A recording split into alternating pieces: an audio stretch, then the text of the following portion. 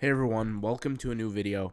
In today's video, I wanted to make this video where we talk about what you can do to get one step closer to financial freedom, multiply your income, but from a print-on-demand kind of concept or a print-on-demand, an oriented kind of view.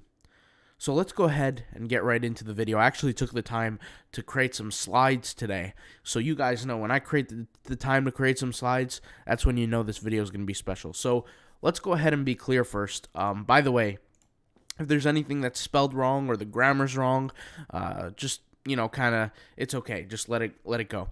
All right. Let's clear the air first. The three things that we need before we go ahead and begin and move forward into making money online and becoming actually financially free from a print-on-demand standpoint is we need discipline, consistency, and the will to win. These, unfortunately, are things that I can't necessarily give to you. You have to be willing to have yourself. And I understand for some people, this stuff comes at different times, and it comes at different speeds for some people. So if you're not there yet, if you're not fully consistent, if you're not, fully disciplined, or maybe you just don't have that will right now, that's perfectly fine. You might have that in the future, the more and more you get deeper into something. The way I look at it is, if you have a significant other that you truly love, you don't need to, force yourself to be with them, right? You just are with them because you enjoy it. And that's kind of the way I look at print on demand, is I'm doing print on demand genuinely because I enjoy it. And so discipline, consistency, the will to win, maybe I'm wrong, but maybe that comes in naturally. You guys let me know if you truly enjoy the process. You guys let me know on that. That's my personal opinion, okay? So in summation, we add all those things together. It's your dedication, right? You're dedicated. So let's go ahead and continue. If you want print on demand to be your full-time income, we need to be dedicated to the process. But remember that the full-time income aspect doesn't come first. Generally for most people, they're doing something else before they start print on demand as a full-time income. Usually it's a side hustle, right? Usually they have a different job or a different source of income that's coming in, right? And it's in that side income state because it's not something that can, that they can fully replace their job with. Maybe they're just not simply bringing enough an income for that yet. Well, that's perfectly fine. These are the three stages that we have to understand before we actually continue into the steps on how to get to that financial freedom and multiplying your income through print on demand. Well, the first part is that it's going to be a side hustle, right? That's only natural. You don't have a job. I mean, you might have a job, but it's not going to be making more than your job yet. The more you work on it, the more you have dedication, the more you're consistent, right? It turns into an active income now. Now you're working on it, and it doesn't necessarily replace your job. It could replace your job if you wanted to, but it's active now. You know that the more work you put in, the more results you're going to get out, right? And you know what stage you're in, guys, what stage you're depending on. And generally the active income stage, you're much more dedicated, you're much more connected to print on demand than you are as a side hustle. If you're doing it as a side hustle, you might do it once, twice, 3 times a week. Forget about it for a whole week, then get back to it. It's an on and off stage. But stage number 2 is when you're tuned in all the way. You're focused all the way. You're contributing to your print-on-demand businesses every day, okay? And you contribute so much to the point where it turns into now a passive income, where you don't necessarily have to touch it, and you don't have to necessarily work on it, but yet it provides you income anyway. I think that's the stage that we all want to be in, and that's the stage that we all desire. But realize that we have 2 stages before we get to that last stage, all right? So let's go ahead and begin.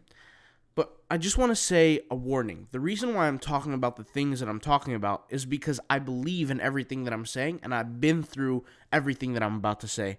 And everything that I'm about to say has worked for me personally because I put myself in the trenches, I learned what it took, and I did the job. Okay, so this is based on my personal experience.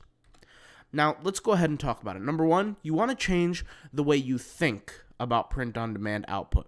So let me explain what I mean, guys. A lot of people, when they were watching my video for the very first time, they start thinking completely different about print on demand. In fact, I had to start thinking completely different about print on demand. And the first step is you want to just start uploading daily. That's the first step, right? It doesn't matter if your designs are bad. It doesn't matter if they're ugly. It doesn't matter if you're not proud of the work that you're producing. The first step is just to get into that habit of just posting every single day. We want it to become a habit, right? And I know some people might be, kind of frustrated with that idea. And they might say, well, I need a vacation, and I need some days off, and I need this, and I need that. And I say, guys, it doesn't take that long to upload. Everybody has time to upload, right? Even if you are very, very busy, and I completely understand there are different people from different walks of life who have kids, who have children, who have parents they need to take care of. Maybe they're sick themselves. Maybe they're, having some ailments, some illnesses. Maybe they're disabled. Whatever the case may be, genuinely, I feel that, if you push yourself just a little bit, we can start getting into that habit of daily uploading. It doesn't have to be a lot in the beginning, but it just has to be something that we gain comfortability with. And creating that habit is really the foundation, guys. It's the first step to this process, okay? Think about the things that you do on a daily basis, right? You take a shower on a daily basis. Maybe you go to the store, or maybe you take your kids to school on a daily basis. Let this be part of your daily routine. Try to find a way to incorporate it where you upload daily. And like I said, don't get freaked out over the design quality or anything like that in the beginning.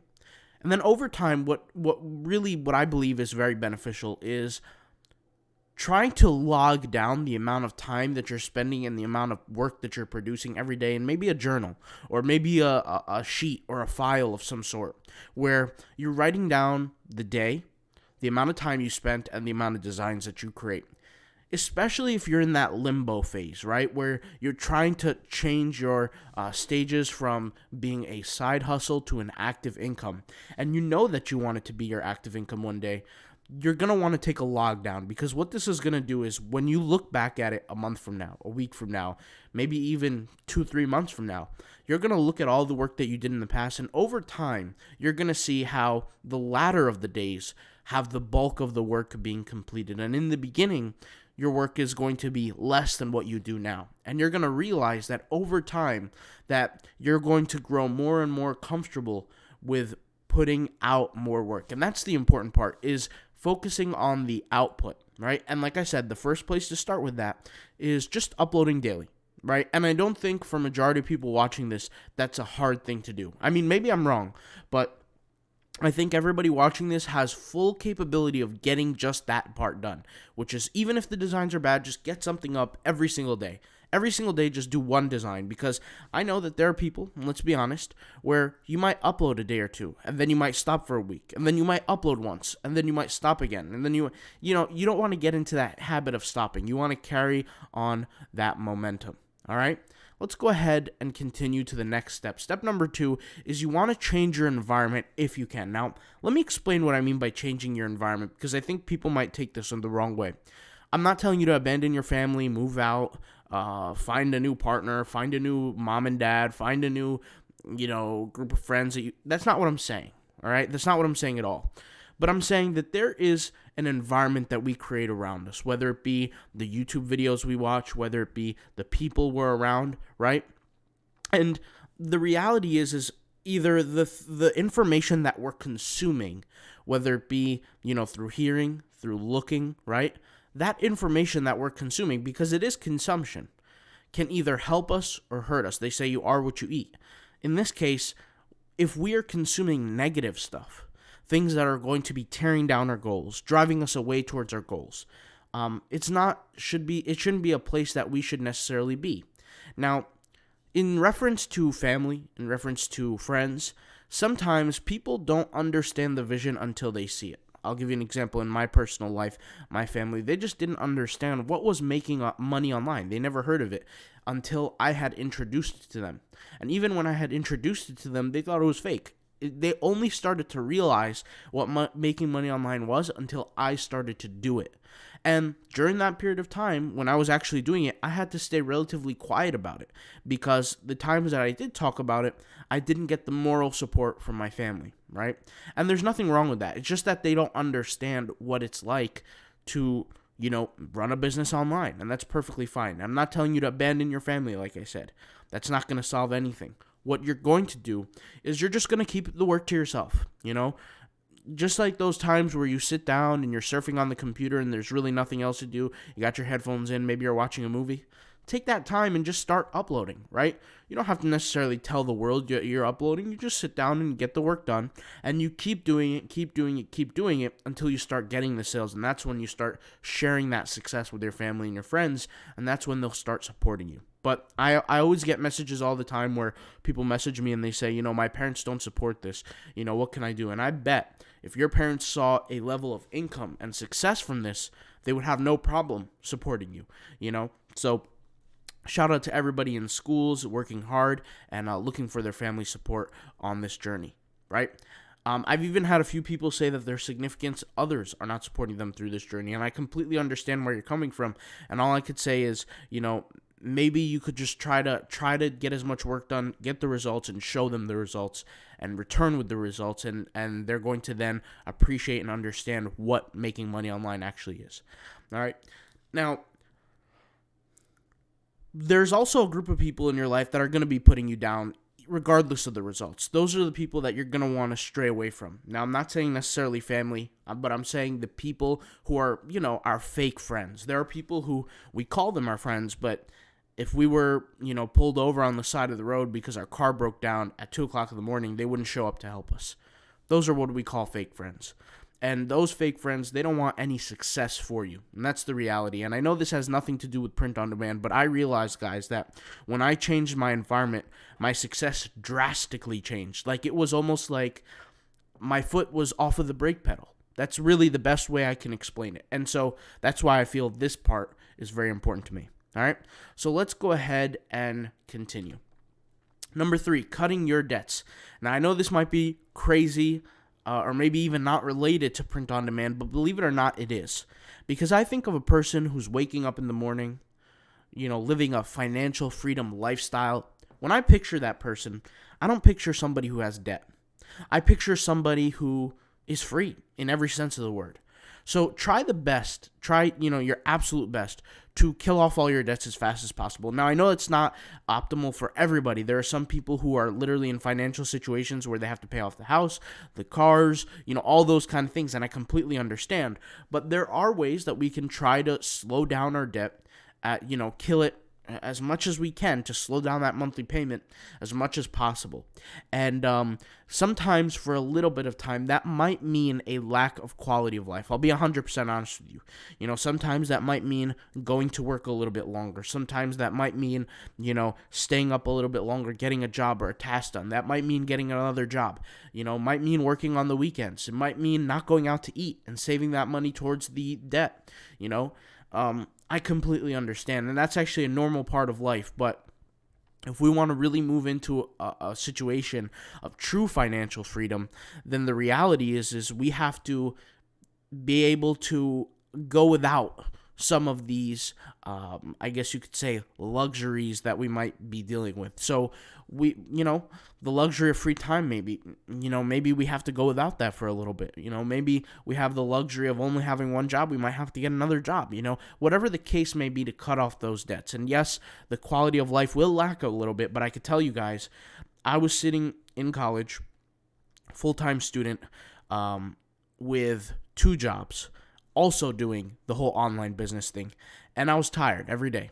I was super tired. Now, I know not everybody has the ability to do that because they're parents, they have, they're caretakers for their family, but I would say try as best as you can. Maybe if you're a caretaker for your family, you're, let's say, a husband or a wife that stay at home, maybe I would say, ask your spouse to help figure out ways to make more money. Maybe you guys can make more money together, cut off those debts together, and try the best you can to get that done. And, make it a goal in the house. Make it a goal that, you're tracking on a weekly, monthly basis with your family. At the end of the day, if you're working on chipping away at that debt with your family members, it's a very important aspect.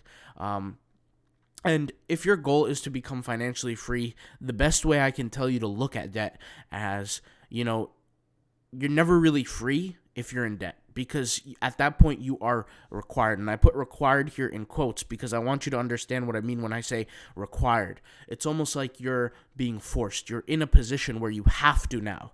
You don't have a choice, right? And to me, that's enslavement. That's enslavement to me. And I feel like if there's no requirements on you, no obligations from a financial standpoint, that's true freedom, right? And I know it's not practical for everybody. I mean, I know you can't pay off, $300,000 in house debt right away. I get that. But, the faster we can chip away at it means the faster we can have a financially free future, okay? Even though debt has nothing to do with print on demand, I just figured I'd put this out there. It creates more stress in our daily lives, and we can all agree on that. I don't think anybody here can say, you know what? No, I like my debt. Nobody can say that. And we know we are required to pay someone else some level of our income. And I bet for all of us, when we do have some sort of debt, that chips away at our happiness a little bit. So, cutting away the debts is going to change your life dramatically. Number 4, let your assets outweigh your liabilities. Now, we always hear, this asset liability conversation where somebody says, I need assets, not liabilities and all that. But what does that actually mean from a print on demand standpoint? Well, cutting your liabilities, we just talked about that, right? Your debts, the things that cost you money. That's an example of some liability. What's another example of liabilities? Well, let's be honest. You might be that, 26-year-old guy who's, in shape, having a great life, and you want to show off with that nice car, right? And you want to show off that nice car almost like in a movie scene. But the reality is maybe that nice car is a liability on your life right now. It's weighing down on you financially. Maybe your payment is $800, $700 a month, and that's just too much for you right now. If you had saved up that money and maybe went with the cheaper car, maybe instead of going with the GTR, you go with the Nissan Versa or something like that. You cut down. Maybe now it's not as much as a liability anymore for you. Now it's actually adding blessings to your life. And yes, you're going to have to get over some emotional stuff where, and I realize this, guys, but I realize that majority of the liabilities that come to us in our life, majority come from showing off, come from caring about what other people think. Like if you think about it, the reality is as if there was nobody on this planet Earth, right? If you were the only one walking on this planet Earth, would you utilize your resources that help you survive, that help you transact, and buy things like designer clothing? Would you buy things like foreign cars and things like that? Maybe you would. I'm not sure. But I know for me personally that the desire to get those things came from showing off. And for me, I genuinely did not have a desire to buy those things. But I was stuck into that mental trap because I was interested in showing off my success to people. And I thought that, by me buying those specific liabilities, I would seem like I was some sort of, success. But that's really not the case. The success is what you do behind the scenes, not in front of people. If you seem success in front of everybody, if you show off your success in front of everybody, you're probably not that successful. And if you try to, keep your success close to you, and you don't show it off and you don't blow it off on, foreign cars and designer clothing. And don't get me wrong, if you just genuinely love designer clothing or you just genuinely love foreign cars, that's a completely different conversation. But I knew for me that I never had an interest in those kind of things, but I wanted to get them just so I can show off. And so a lot of our liabilities come from showing off. And I'll be honest, I'll be the first to admit that, yeah, I fell into that trap. But if it wasn't for my dad teaching me how to understand these things, I got out of it. So I wouldn't have gotten out of it. I would have been in a worse financial situation had I not learned those kind of things. Now, cutting off your debts is your liabilities in all sorts of ways, whether it be a mental liability, physical liability, financial liability, whatever. But you want to increase now your assets, the things that are adding to your life.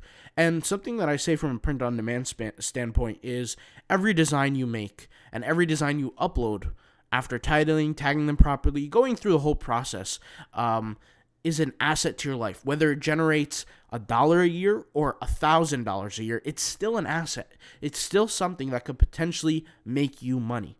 And it contributes. Everything contributes, all right? Like if you have, let's say, 4,000 designs that all made $2 that year each. Well, $2 from one design doesn't seem like a lot. You could blow that on half a gallon of gas now. But guess what?